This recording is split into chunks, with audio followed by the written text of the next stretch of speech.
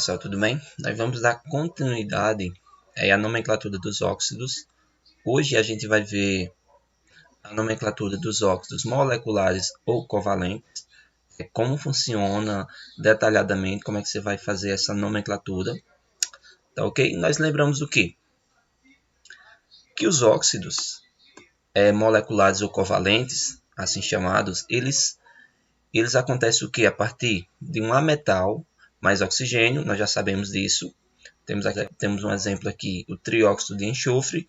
E a regra geral que a gente vai seguir vai ser essa.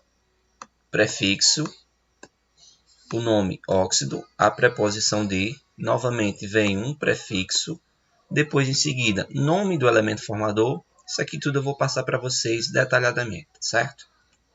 Como é que vai ser esse prefixo? Esse prefixo é que nós vamos utilizar mono para um átomo, di para 2 átomos, tri para 3, tetra para 4, penta para 5, hexa para 6 e assim por diante até chegar em dodeca, que seria 12 átomos. Como eu já repeti, essa vai ser a fórmula geral, prefixo, o nome óxido, a preposição de, prefixo novamente, nome do elemento formador. Nós vamos entender bem detalhadamente agora nesses exemplos que eu vou passar para vocês, certo? Vamos lá. Esse primeiro exemplo aqui. Qual é o primeiro prefixo que você vai colocar? Sempre quando você for dar nome aos óxidos, você vai começar por aqui, pelos oxigênios. Eu tenho quantos oxigênios aqui? Eu não tenho 3, então eu vou colocar o prefixo tri. E depois eu coloco o nome óxido. Então vai ficar trióxido, essa primeira parte aqui, que é 3 oxigênio. Depois a preposição de. Aí eu vou para o elemento formador. Qual é o elemento formador? Não é o enxofre? Eu tenho quantos enxofre aqui? Eu só tenho um enxofre. Então, eu vou utilizar o prefixo mono. Trióxido de monoenxofre.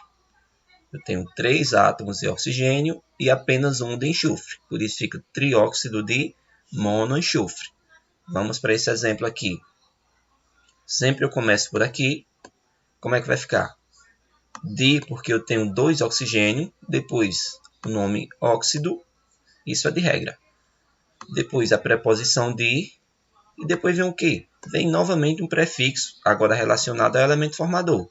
O elemento formador não é carbono. Eu tenho quantos carbono aqui? Eu tenho apenas um carbono, por isso vai ficar mono.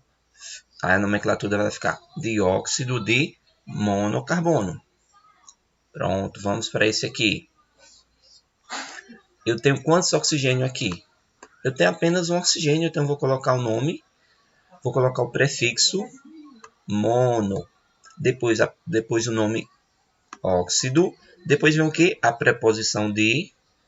E em seguida, eu tenho que colocar esse di, que refere-se a 2 nitrogênios que eu tenho aqui. Eu tenho 2 nitrogênios, então vai ficar monóxido, referente ao oxigênio, de nitrogênio, que refere-se a esses 2 átomos de nitrogênio que eu tenho nessa estrutura. Esse outro exemplo aqui. Eu tenho quantos oxigênio aqui? Eu não tenho apenas um oxigênio, então eu vou colocar mono, depois o nome óxido, depois a preposição de, depois em seguida vem o quê? Um prefixo novamente, mono, porque eu tenho apenas um átomo de carbono, então fica monocarbono. Como é que vai ficar geral? Monóxido de monocarbono. Lembrando, mono porque eu tenho apenas um carbono, um oxigênio, junto do óxido. E depois mono porque eu tenho apenas um carbono também. Pronto.